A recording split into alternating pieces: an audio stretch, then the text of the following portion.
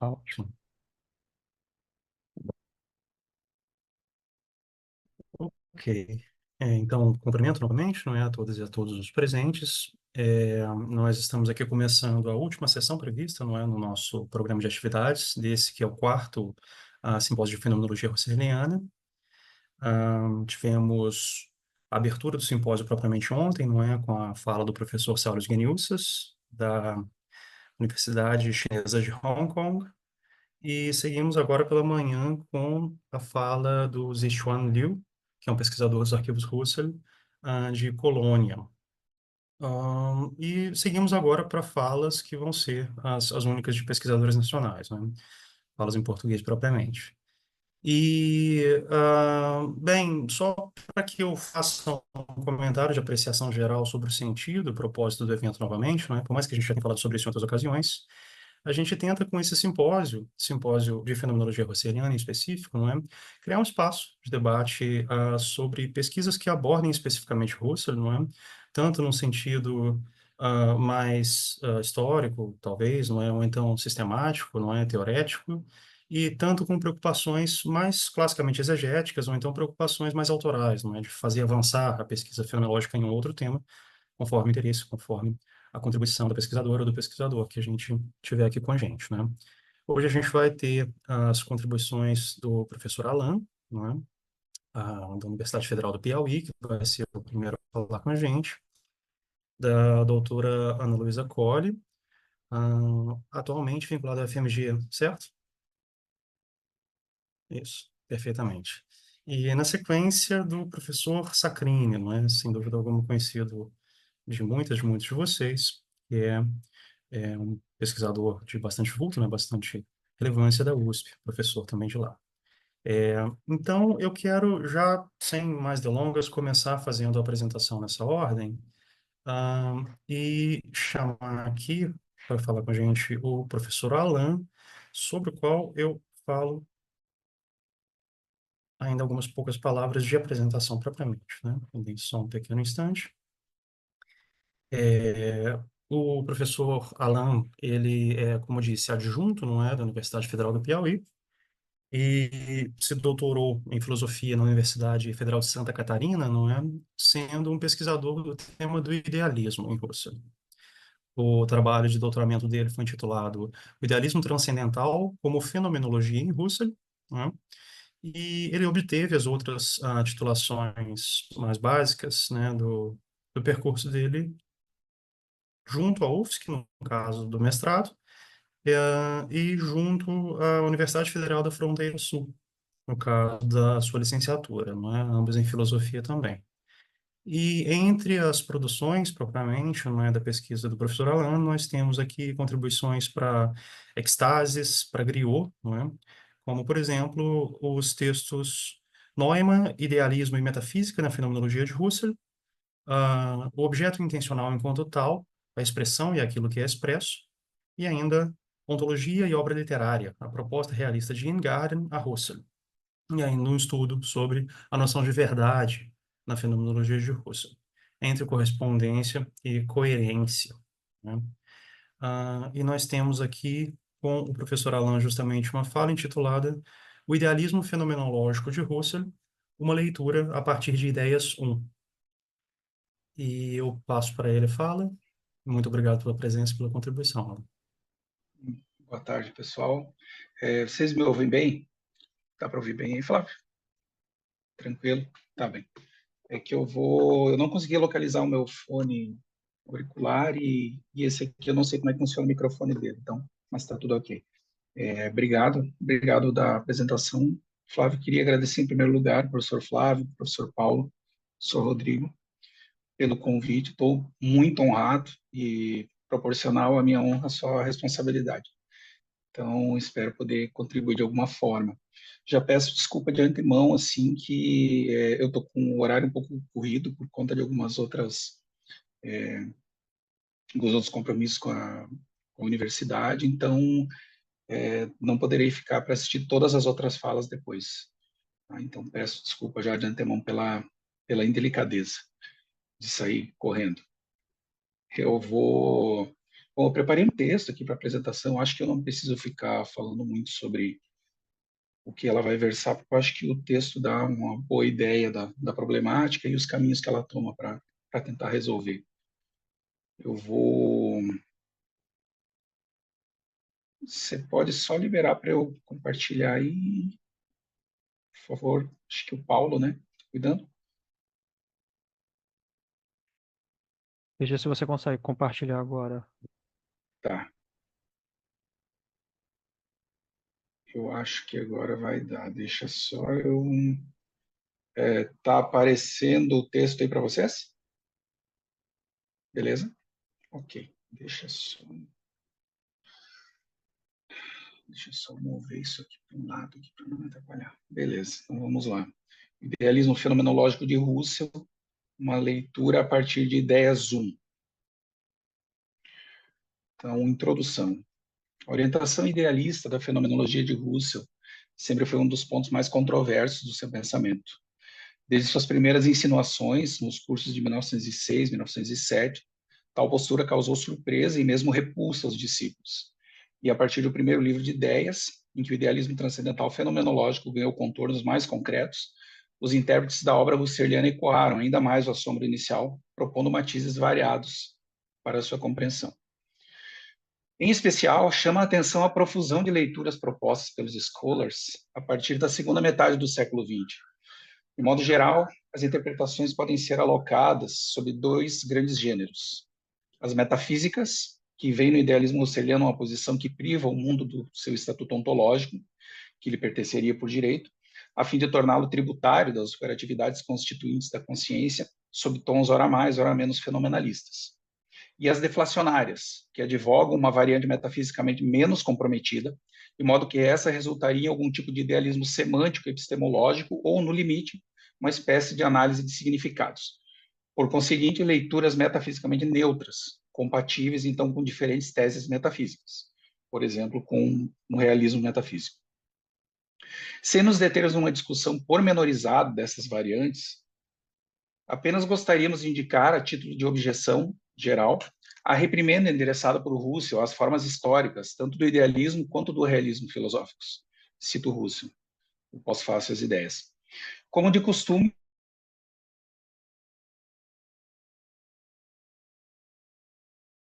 eu considero toda forma usual de contrapor em suas argumentações que ele refuta. Fim de citação.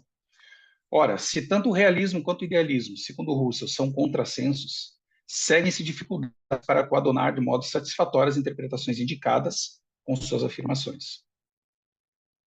Frente a tal situação, nosso objetivo é apresentar uma opção interpretativa distinta, segundo a qual o sentido desse idealismo é, sobretudo, fenomenológico, pois derivado de um labor que é, desde seus inícios, já marcado por uma orientação propriamente fenomenológica.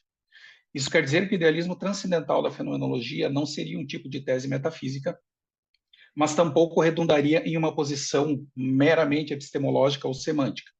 Sua compreensão não pode se dar a partir de categorias enxertadas à força, desde um espaço de discurso filosófico alheio à própria fenomenologia. A fim de dar lastro a essas afirmações, exploraremos a consideração fenomenológica fundamental de ideias 1. Nesse texto, vemos Russell conduzir o leitor desde a postura característica da atitude natural até o limiar do campo a ser explorado sistematicamente pela fenomenologia, que se desnuda a partir do anúncio da dupla tese que sustenta o idealismo transcendental: o caráter absoluto da consciência e a relatividade do mundo da experiência, e da posterior realização da redução fenomenológica. A nosso ver, além de conter os alicerces da orientação idealista, esse texto apresenta um aspecto descritivo fenomenológico que pretendemos mostrar como sendo essencial ao seu sentido. 2. O caminho da fenomenologia, a descrição fenomenológica e o princípio de todos os princípios. Ideias 1 anuncia seu objetivo como de apresentar, cito brevemente o Russell, uma ciência essencialmente nova, distante do pensar natural, em virtude de sua peculiaridade de princípio. Essa ciência inédita, a fenomenologia pura, deveria se configurar numa autêntica filosofia primeira, a primeira de todas as filosofias, pois todas as demais disciplinas filosóficas teriam nela sua fundação. Esse ineditismo encontraria sua exata medida no caráter igualmente inaudito do campo de investigação da fenomenologia, que constituiria uma nova região do ser até agora não delimitada naquilo que lhe é próprio. Palavras de Husserl. É a abertura inicial e a delimitação desse domínio que são consagradas às análises que ocupam as páginas da consideração fundamental, a segunda e crucial seção da obra.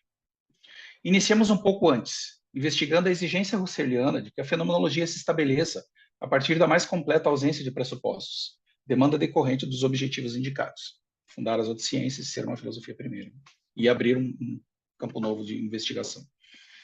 O mais óbvio aqui seria vincular essa demanda à efetuação da redução fenomenológica. No entanto, seguindo o texto de Ideias 1, vemos que a redução, embora anunciada nos parágrafos 31 e 32, somente será posta em prática no parágrafo 50 e expressamente articulada em seus momentos nos parágrafos 56 a 61, ou seja, após a afirmação das teses idealistas, que ocorre no parágrafo 49. Assim, no estágio inicial que precede o percurso até o idealismo, a resposta à demanda de ausência de pressuposições reside sobre outro título, o da descrição fenomenológica. Com efeito, numa observação posterior do texto, já no parágrafo 30, Husserl aponta a respeito daquilo que for apresentado nas sessões iniciais da consideração, como os traços gerais da atitude natural. Cito Husserl: o que apresentamos para a caracterização do dado na orientação natural, e com isso, para a caracterização dela mesma, foi um exemplo de descrição pura anterior a toda a teoria. Fim de citação. Uma boa maneira de compreender o que está envolvido nesse exemplo de descrição pura é contrapô-lo às abordagens positivista e empirista criticadas por Husserl, os parágrafos 19 e 20. A esse respeito, Jocelyn Benoit fornece uma excelente chave de leitura. Ali onde o positivismo crê se manter longe de toda a pressuposição de cunho metafísico não amparada pelo dado, é justamente onde ele se vê, embora inadvertidamente, mergulhado em pressupostos, pois sua fidelidade ao dado permanece saturada de realidade, num sentido metafisicamente realista. É nesse ponto que a descrição fenomenológica pretende ser absolutamente fidedigna àquilo que se dá, ao puro dado. A fenomenologia não interpõe nenhuma interpretação sobre o estatuto último daquilo que está dado de modo evidente, pois toda pressuposição sobre seu estatuto metafísico é absolutamente irrelevante para a descrição. O que resulta dessa orientação é a aceitação radical daquilo que se dá em si mesmo, cujo sentido enquanto objeto de experiência, a nosso ver, será resgatado na sequência do relato husserliano, porquanto intuitivamente comprovado, descritivamente liberto de toda compreensão alheia ao dado. Como meio para garantir essa pureza descritiva, Husserl fixa um esteio metodológico crucial, o bem conhecido princípio de todos os princípios. A formulação desse imperativo metodológico traduz o desiderato fenomenológico do retorno às coisas mesmas. Cito aqui a formulação do imperativo. Nenhuma teoria imaginável pode nos induzir em erro quanto ao princípio de todos os princípios. Toda intuição doadora originária é uma fonte de legitimação do conhecimento. Tudo que nos é oferecido originariamente na intuição, por assim dizer, em sua efetividade de carne e osso, deve ser simplesmente tomado tal como ele se dá, mas apenas nos limites dentro dos quais ele se dá. Fim de citação. Aqui estabelecem-se o ímpeto e a regra geral da pureza descritiva da fenomenologia, a partir de uma dupla valência. Por um lado, transparece a ideia de que as análises devem descrever aquilo que se dá, tal como se dá. Toda tentação interpretativa que possa imiscuir algum conteúdo estranho ao dado deve ser descartada. Mas, ainda, também importa notar que a descrição deve ser fiel àquilo que se dá e nos limites em que se dá, o que demarca um ponto limítrofe para toda asserção racional que possa se basear naquilo que aparece e tal como aparece. Como resultado, a adoção do princípio inaugura uma orientação fenomenológica descritiva, em que o puro ver deverá reger as análises, movimento que em seu ápice levará ao idealismo transcendental fenomenológico. O ponto central será mostrar como Husserl espera que seu leitor se mantenha no âmbito descritivo daquilo que está dado, enquanto está dado. Parte 3, a descrição da atitude natural e o perspectivismo da fenomenologia. A sequência do texto de Ideias 1 propõe uma descrição dos caracteres gerais da atitude natural, orientação na qual encontramos o mundo sempre, cito Husserl na expressão dele, à disposição, como estando aí. O que chama a atenção nesse movimento inicial da consideração é que ele já nos coloca em certa perspectiva descritiva. Logo ao início do parágrafo 27, lemos, cito Husserl novamente: Iniciamos nossas considerações como homens da vida natural, representando, julgando, sentindo, querendo em atitude natural. Tornamos-nos claro o que isso quer dizer em meditações simples que efetuamos em discurso em primeira pessoa. Ich rede. Fim de citação. Esse ponto de vista da descrição, né, é aquele encontrado por uma reflexão voltada para a orientação em primeira pessoa, a perspectiva da experiência, da consciência de um mundo. Desde as linhas iniciais da consideração, o mundo é tematizado como um mundo que vale para nós, como aquilo que se dá e se confirma a partir de certa perspectiva, que é sempre subjetiva. Podemos cotejar essa leitura com um apêndice de Russell a um dos seus Random Exemplari de Ideias 1. As anotações feitas entre 1913 e 1929, né? Se eu não me engano, esse aqui é de 1929. Cito o Russell, então. Toda consideração que se inicia com o parágrafo 27 realiza-se na atitude natural. Realiza, falando mais claramente, cada um de nós na atitude natural, na qual ele tem o mundo em seu modo de doação circunmundano, para quem ele simplesmente vale, interpolação, supressão, aliás, situemo-nos no ponto central. O mundo é, mas que ele seja é algo que ainda é minha asserção. É uma asserção legítima, tanto quanto eu experiencio o mundo. Se eu não tivesse nenhuma experiência do mundo, nenhuma percepção originária do mundo, na qual o mundo me é dado como um presente continuamente vivo, então o mundo não seria para mim nenhuma palavra com sentido, e nenhuma asserção do mundo seria enunciada com sentido legítimo. Fim de citação. Colocamos-nos numa postura em que as coisas nos são dadas na experiência e de acordo com a experiência. O modo como Russell articula as asserções não é fortuito, permitindo que compreendamos aquilo que se dá precisamente como algo que se dá na e pela experiência. Veja-se como outro exemplo, o texto de 1912, dos preparativos para ideias, né, em que Russell projeta suas intenções nessas sessões iniciais de ideias. Cito Russell. 1. Introdução. O que eu, no que se segue, pretendo. 2. Orientação de pensamento natural e fenomenológica, ou ainda, ontológico real e fenomenológica. Descrição da orientação de pensamento ontológica real e do que é nela dado e que deve ser investigado. O campo das ciências ontológicas reais. Fim de citação. O que propriamente é tomado como tema de descrição nesses parágrafos iniciais é uma orientação de pensamento, conjuntamente com seus correlatos, que nela é dado. Está ali na citação. Aquilo que é dado nessa orientação e vale como algo dado. Não estamos diante da descrição de um pretenso em si, mas antes ocupamos-nos dos objetos enquanto objetos de uma dada orientação de pensamento, a saber, a ontológica real, voltada de modo direto às coisas. Nesse sentido, a descrição nos situa já reflexivamente na perspectiva experiencial em primeira pessoa. Importa notar que nada do que está sendo descrito precisa ser considerado sob uma chave realista, pois, como se depreende do texto, o discurso é sobre algo do qual se é consciente. Cito novamente Russell. Tenho consciência de que ele, né, o mundo, significa, sobretudo, eu o encontro em intuição imediata, eu o experimento. Fim de citação. Todo o conteúdo do que é descrito resulta da aplicação em ato do método descritivo, fixado como imperativo no princípio de todos os princípios. Não à toa, mais adiante no texto, Russell chama a atenção para o fato de que, cito Russell novamente, todo esse escrito, que pretende preparar o caminho para a fenomenologia, é, por seu conteúdo, fenomenologia do início ao fim. Fim de citação. O conteúdo que temos em Ideias 1 é já ele mesmo fenomenológico, pois resultado de um trabalho fenomenológico efetivo. Parte 4. A análise da consciência e o procedimento em zigue-zague.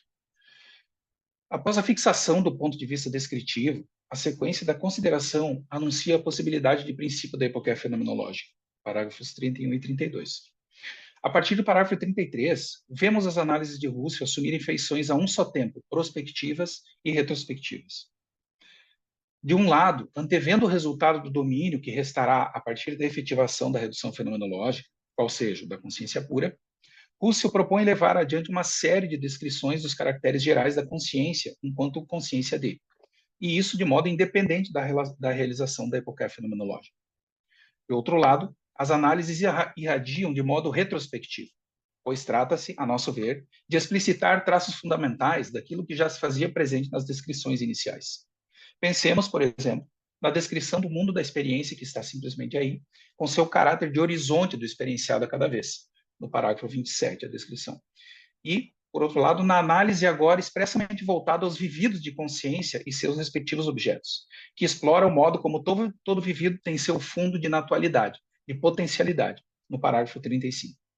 O que fora descrito antes numa linguagem ainda geral, não plenamente determinada, mas já anunciado desde uma perspectiva fenomenológica, como o espraiar-se horizontal do mundo, da experiência, ganha feições mais bem delineadas, a partir de uma análise da experiência na qual se é consciente de objetos, ou seja, uma descrição abarcada pelo par cogitatio cogitado. O que aparecia como um prolongamento do âmbito no qual as coisas estão simplesmente aí, é retomado na forma de uma tematização explícita da experiência na qual esse horizonte se dá como um fundo, mais ou menos determinado, que circunda os objetos justamente enquanto objetos de consciência. O que se revela nesse movimento, ao mesmo tempo adiante e para trás, é outra característica do método fenomenológico, a saber, o procedimento em zigue-zague das análises, já anunciado nas investigações lógicas e operante ainda no período da crise das ciências europeias. Nesses textos, embora os objetivos da aplicação do método sejam distintos, Husserl explica que se trata de um efetivo labor fenomenológico em ato, cujos avanços devem gerar resultados que são aplicados aos próprios inícios, e a nova clareza conquistada nesse retorno deve se refletir nos novos avanços, e assim por diante, de modo reiterado. Embora em Ideias 1 o método não seja designado de zigue-zague, há alusões a ele nos parágrafos 63 e 65. Nessas sessões, que refletem sobre a centralidade do aspecto metodológico para o trabalho fenomenológico, Husserl aponta que a fenomenologia deve operar a partir de um primeiro emprego, ainda algo ingênuo, de seu procedimento descritivo intuitivo, pois lhe falta familiaridade com os dados do domínio a ser explorado próprio das ciências da atitude natural. Com essa utilização de um, cito Husserl, método antes de todo método de determinação das coisas, os resultados iniciais obtidos constituem a base para, cito Husserl, a reflexão científica sobre a essência do próprio procedimento, a qual assume, consequentemente, a função de uma fundação geral e logicamente rigorosa do método. Husserl novamente. Ou seja, o método fenomenológico deve fundar prospectivamente e justificar retrospectivamente a si mesmo, descerrando o caminho para o avanço das análises e, com esse avanço, ratificar seu ponto de partida. Esse movimento de vai e vem se mostra essencial ao trabalho fenomenológico, como sugere Conrad. Cito a obra do Conrad. Tanto quanto nós estejamos fazendo fenomenologia, a maneira de ir além é olhar novamente, com uma precisão maior. Fim de citação. Avançar fenomenologicamente quer dizer olhar novamente para as mesmas coisas, mas de uma perspectiva descritivamente mais rica. Desse modo, compreendemos que o princípio de todos os princípios não se resume a um simples ver aquilo que se oferece ao fenomenólogo, mas envolve também um constante essencial ver novamente, o qual assume o estatuto de uma validação crítica e contínua do próprio método. Nesse sentido, o zigue-zague das descrições não é nada outro que o emprego fenomenologicamente legítimo do princípio de todos os princípios. Assim, podemos constatar como a análise da consciência de, efetuada nas sessões 34 e 38 de Ideias 1, se constitui numa primeira aplicação do método em zigue-zague àquilo que lhe precederá no texto. Ela representa um olhar de novo, um ver com maior atenção o que for extraído das descrições iniciais acerca da atitude natural. Parte 5, a relação fenomenológica entre consciência e mundo.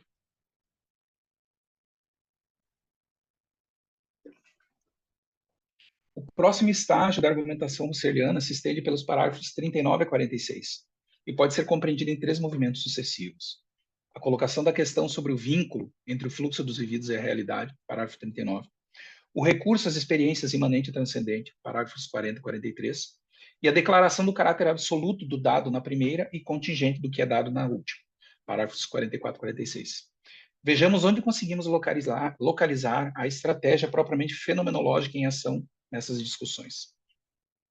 A fim de responder à problemática da ligação entre consciência e realidade, Husserl recorre àquilo que ele entende como o árbitro último para toda questão relativa ao mundo material, a experiência pela qual conhecemos o mundo e nos inserimos nele. Cito Husserl.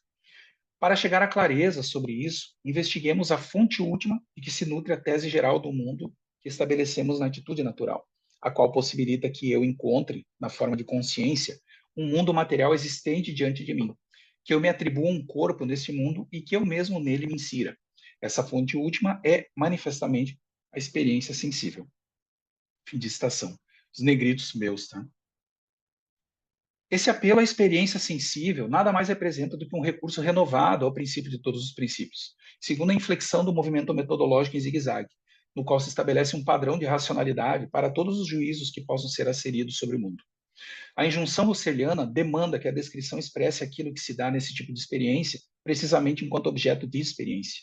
O uso da qualificação do mundo material como o mundo que encontramos na forma de consciência, na experiência sensível, não é, a nosso ver, fortuita, pois reforça a orientação fenomenológica das análises, a qual ganha novas camadas de sentido a cada avanço.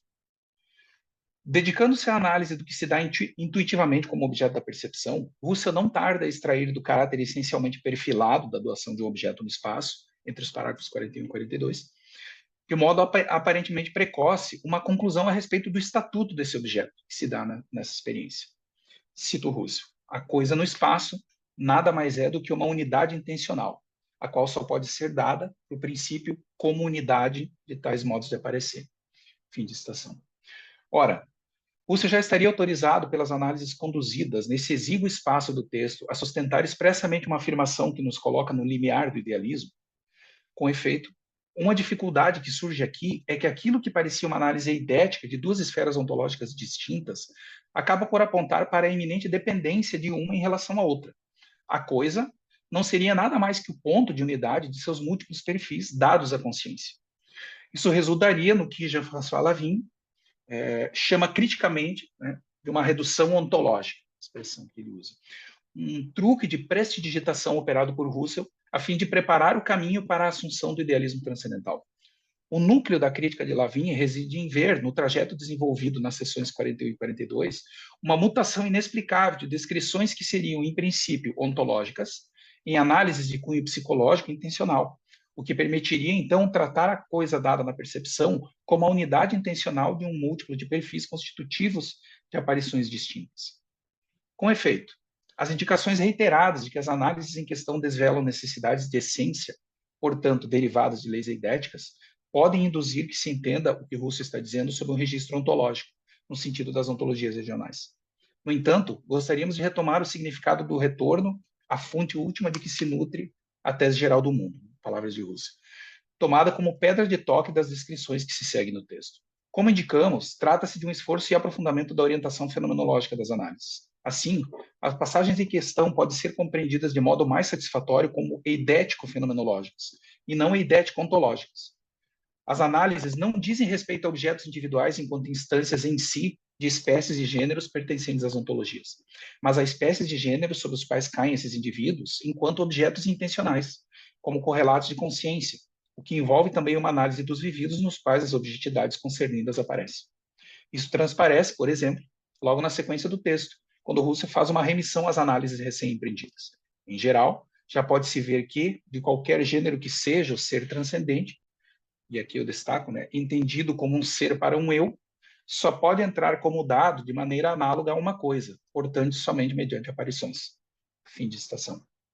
O objeto transcendente aqui é tomado, expressamente por Russell, né, como o ser para um eu, como uma objetividade que se anuncia como transcendente nos vividos de consciência, e não como um portador de uma transcendência metafísica absoluta.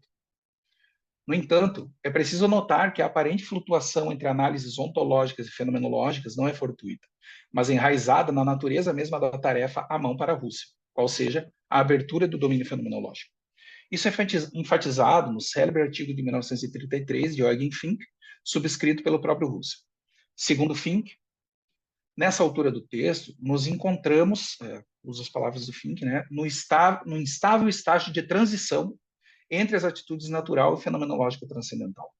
Acerca dos trechos discutidos, Fink explicita que Russell opera uma transformação, e aqui acrescentamos plenamente e de direito fenomenológica, do sentido tradicional vinculado aos termos em discussão. As diferenças entre transcendência e imanência, entendidas tradicionalmente como diferenças de regiões ontológicas, são gradualmente traduzidas em diferenças intencionais. Desse modo, as análises de Russell devem ser compreendidas em seu registro próprio, a saber, fenomenológico. e as leis eidéticas daí derivadas como fruto de necessidades eidético-fenomenológicas. Só esse nível das análises pode conduzir ao objetivo da consideração fundamental, anunciado nas seções 33 e 39, a saber, a delimitação da consciência pura, uma vez que esta seria, cito Russell, a protocategoria do ser em geral, ou, no nosso linguajar, a proto-região na qual radicam todas as outras regiões do ser. Fim de citação. E não uma região entre outras, resultado inescapável se estivéssemos operando no nível das ontologias materiais, se você estivesse contrapondo caracteres relativos a ontologias materiais e não já fazendo descrições fenomenológicas.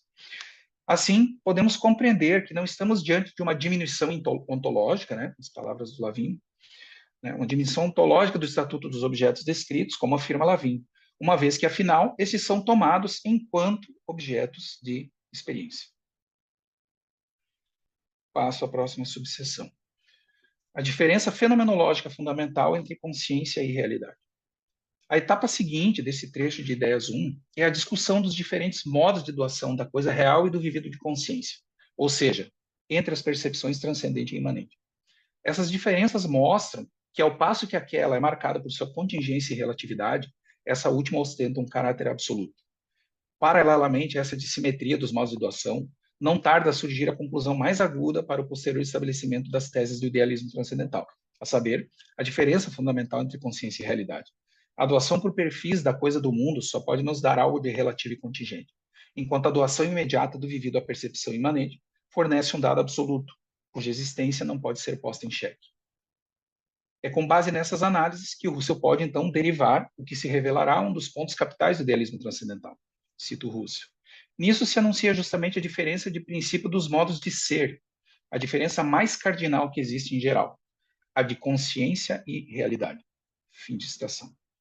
Agora, antes que expressões como existência e modo de ser extraviem a compreensão desses trechos, é preciso manter em foco seu sentido fenomenológico. A esse respeito, o título do parágrafo 44 se mostra bastante instrutivo. Na redação original, lemos o mero ser fenomenal do transcendente, o ser absoluto do imanente. Fraseado que efetivamente parece impingir as análises a um tom substancialmente metafísico. Contudo, o Rand exemplar de Russell, anotado entre 1913 e 1929, apresenta uma correção do título, que passaria a constar do seguinte modo. Cito, né? O mero ser dado fenomenal do transcendente e o ser dado como absoluto do imanente. E logo em seguida tem-se a observação. Cito novamente. Uso. Título. É mostrado que a transcendência só é dada por princípio como fenômeno. O imanente, no entanto, como absoluto. Fim de citação. Grifo foi nosso. O que essas correções mostram, a nosso ver, é que a oposição entre os modos de ser dado de transcendente e imanente, o que indica determinações de cunho fenomenológico e não ontológico ou metafísico. A distinção apontada é aquela existente entre um ser dado relativo e fenomenal e outro ser dado como absoluto. Não é preciso aqui avançar nenhuma implicação metafísica substancialista para o que Russell está apresentando. Além disso, podemos trazer à baila o sentido de várias expressões empregadas nos trechos em discussão. Por exemplo, no mesmo parágrafo 44, ao considerar a indeterminação de princípio da doação do transcendente, dada a necessidade de um horizonte sempre aberto de aspectos que são codados, Russell explica que, cito Russell, né, o sentido dessa indeterminidade é mais uma vez prescrito pelo sentido geral da coisa percebida em geral e como tal. Por exemplo, pela essência geral desse tipo de percepção que chamamos percepção de coisa. Fim de citação. Aqui é clara a referência à análise eidética da coisa percebida em geral e como tal, e não de uma suposta coisa em si, cujas determinações seriam ontológicas. A descrição se constitui sempre a partir do ponto de vista fenomenológico. Isso se mostra evidente logo adiante no texto, quando ao discorrer sobre a imperfeição essencial de toda doação da coisa espacial, Russell adverte que, cito Russell, ser dessa maneira imperfeita e infinito faz parte da essência insuprimível da correlação entre coisa e percepção de coisa. Fim de citação, negrito nosso. A imperfeição da doação de coisa, sempre dada por perfis, e seu consequente ser dado fenomenal, são características eidético-fenomenológicas, concernentes à correlação entre coisa e percepção de coisa, como o texto afirma de maneira explícita. A mesma sutileza pode ser detectada na consideração do modo de doação do imanente. O vivido, cito Russell, o vivido, dissemos, não se exibe. Isso implica que a percepção de vivida é vista simples de algo dado ou a ser dado como absoluto na percepção, e não como idêntico em modos de aparição por perfil. Fim de citação. O vivido é dado como absoluto na percepção, o que significa sua caracterização como absoluto é algo que deriva de seu modo de ser dado e se mantém nesses limites, ou seja, enquanto dado, experienciado dessa forma, sem avançar para algum tipo de metafísica da substância que arrancasse o dado de suas determinações enquanto algo que é dado, isto é, que transgredisse o campo legítimo de uma descrição fenomenológica. Além disso, também é preciso atentar para a contraposição estabelecida como um marco para a delimitação do caráter absoluto do vivido. Esse marco, essa contraparte, é a coisa, mas entendida como o idêntico em modos de aparição por perfil, o que, conforme vimos acima, é uma determinação fenomenológica e não ontológica. Como é que estamos de tempo aí, Flávio? Pode seguir, pode seguir. Tá? Ainda tem Eu acho que mais bons uns 10 minutos. minutinhos, uns 10 Já minutinhos no máximo eu concluo, tá? já está ótimo. Beleza, passa então a próxima sessão. A correlação essencial entre consciência e mundo. Os próximos movimentos de Russell são centrais para a determinação do sentido de seu idealismo. Uma vez tematizados os caracteres essenciais das doações imanente e transcendente, trata-se, nos parágrafos 47 e 48, de demonstrar a correlação essencial entre consciência e mundo, bem como a inultrapassabilidade dessa correlação. A ideia central é afastar, fenomenologicamente, toda suposição de um em si metafísico inacessível à consciência. No parágrafo 47, Russell argumenta que o mundo natural é sempre o correlato de uma consciência experienciante. A ideia é mostrar como a realidade, tanto em seu é quanto em seu é assim e assim, guarda uma remissão essencial à consciência que a experiencia. Cito Russell. Deve-se sempre observar aqui o que as coisas são, as coisas sobre as quais fazemos enunciados, sobre cujo ser ou não ser, ser deste ou daquele jeito, podemos discutir e nos decidir racionalmente, elas o são como coisas da experiência. É unicamente ela que lhes prescreve seu sentido, e uma vez que se trata de coisas fáticas, ela o prescreve como experiência atual em seus nexos empíricos de ordenação determinada. Fim de citação. A experiência sensível demarca os limites de toda asserção racionalmente fundada sobre o mundo da realidade transcendente. Nesse sentido, Husserl fala de uma experiência de atestação, que constituiria a medida de todos os enunciados racionais acerca da transcendência real, espaço-temporal. Assim, a ideia dessa transcendência é, portanto, o correlato idético da ideia dessa experiência testatória. Citação de Husserl. Aqui, ao especificar a experiência como condição necessária para toda asserção racional sobre o mundo e seus objetos, podemos perceber, mais uma vez, a aplicação do princípio de todos os princípios como reiteração do movimento em zigue-zague. O que havia sido fixado como solo legítimo para os enunciados sobre o mundo físico, no parágrafo 39, a experiência sensível, agora é mostrado como sendo também o limite racional para qualquer discurso que verse sobre objetos reais. Não se trata de extrair à força algo que já não estivesse dado intuitivamente na experiência, ou de uma decisão injustificada sobre a correlação consciência-mundo, mas sim da clarificação continuada do sentido dessa própria experiência e de seu conteúdo essencial. A experiência demarca, ao mesmo tempo, o de onde e o até onde de todo o discurso racional sobre o mundo. Cito Husserl. Né? Isso vale para qualquer espécie imaginável de transcendência que deva poder ser tratada como efetividade ou possibilidade. Jamais um objeto existente é em si tal que não diga em nada a respeito à consciência e ao eu da consciência. A coisa é coisa do mundo circundante, mesmo a coisa não vista, realmente possível, não experimentada, mas experimentável, ou melhor, talvez experimentável. Possibilidade de experimentação jamais quer dizer possibilidade lógica vazia, mas possibilidade motivada no nexo da experiência. Fim de citação.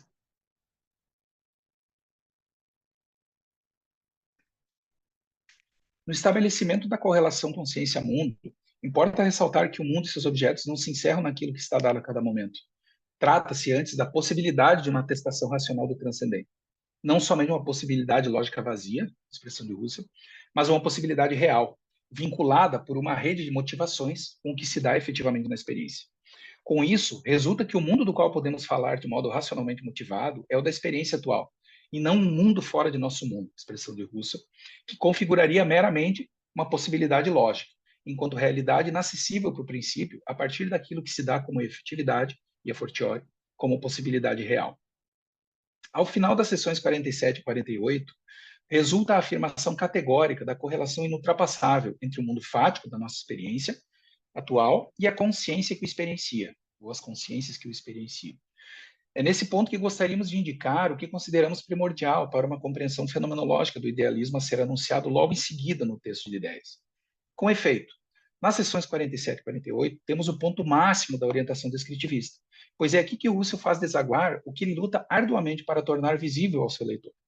Uma vez que nos detenhamos descritivamente, fenomenológica e intuitivamente, no que se dá, tal como se dá, e nos limites em que se dá, não há nada na própria doação, no próprio fenômeno, naquilo que se mostra, que nos remeta para um além da consciência, efetiva e realmente possível. E isso precisamente porque o percurso é, desde seus inícios, fenomenológico. Aquilo que é descrito, desdobrando-se ao longo do itinerário perpassado pelo método em zigue-zague, tem seu estatuto como objeto de experiência explicitado. É exatamente como tal que ele exige, para sua posição racional, uma fundação na experiência. O que deve se submeter ao princípio da atestabilidade não é uma coisa em si, metafisicamente substancial, mas o objeto enquanto dado intuitivamente, e nos limites dessa intuitividade. O relato russeliano começa num registro fenomenológico e aí se mantém de maneira consequente, não havendo qualquer passagem indevida a teses de ordem metafísica. Parte 7, o aniquilamento do mundo e o idealismo fenomenológico. Parágrafo 49 de Ideias é o lugar em que se estabelecem expressamente as teses que fundam o idealismo transcendental. Para tanto, Russell propõe o bem conhecido experimento de pensamento do aniquilamento do mundo, uma sucessão de fenômenos conflitantes diante da qual a consciência restaria intocada em seu ser. Em sentido inverso, dada uma consciência em que os nexos necessários à constituição de seus objetos se realizassem constantemente, teríamos o contrassenso de se conceber sua não existência. É nesse duplo movimento de destruição e reconstrução do mundo experienciado que emerge o idealismo russeliano. Cito as duas teses, né? Cito Russell. O ser imanente é, portanto, indubitavelmente ser absoluto, no sentido de que ele, por princípio, desculpe se o meu latim estiver enferrujado, nulla re indigit ad existendum. Por outro lado, o mundo da res transcendente é inteiramente dependente da consciência, não da consciência pensada logicamente, mas da consciência atual. Fim de citação. É preciso reconhecer que, à primeira vista, tais teses parecem carregadas de tons metafísicos. Contudo, gostaríamos de pensar que, se nossa leitura estiver correta, tais afirmações emergem de um solo já fenomenológico. Toda a consideração fundamental seria já uma reflexão fenomenológica, algo que é confirmado por Russell no pós-fácil às ideias. Consoante ao percurso do texto, o próprio experimento do aniquilamento do mundo, ponto crítico de toda a exposição, deve ser entendido como um movimento fenomenológico. Somente nesse registro é que um decurso conflitante de experiências poderia corresponder ao não ser do mundo. Por conseguinte, também os resultados dessa possibilidade ideal devem ser tomados em sentido fenomenológico. O mundo tem uma realidade presuntiva enquanto algo dado, do mesmo modo que a consciência, como fluxo de vividos intencionais, possui uma posição absoluta enquanto algo que se dá desse modo. Os limites desse discurso devem ser corretamente estabelecidos, para que o idealismo russeliano não se veja preso em leituras enviesadas que não façam jus ao seu sentido. Isso quer dizer, ao fim, que a consciência é sim um absoluto, mas um absoluto fenomenológico, não metafísico, e que, por sua parte, o mundo é algo relativo, mas, novamente, no sentido de um relativo fenomenológico. Absoluto e relativo aqui não possuem conotações ontológicas ou metafísicas, mas respondem por determinações fenomenológicas. Conclusão: o idealismo fenomenológico. Em que a leitura proposta, como compreensão fenomenológica do idealismo russeliano, pode responder à questão inicial sobre o sentido desse idealismo diante das interpretações metafísicas e deflacionárias? Diferentemente das primeiras, não há um em si e por si que seria tragado para o interior da consciência, como se uma esfera metafisicamente substancial fosse reduzida a outra. O mundo que se mostra como correlato intencional da consciência é aquele vinculado àquilo que é descrito tal como se dá, enquanto se dá. Em relação às segundas, as leituras deflacionárias, semânticas, epistemológicas, não se está propondo alguma variante deflacionária, como se o domínio fenomenológico fosse alguma sorte de resto após a suspensão da efetividade natural. Novamente, não há um domínio metafisicamente em si, ou cujo estatuto permaneça problemático, que seria afastado da investigação temporário definitivamente.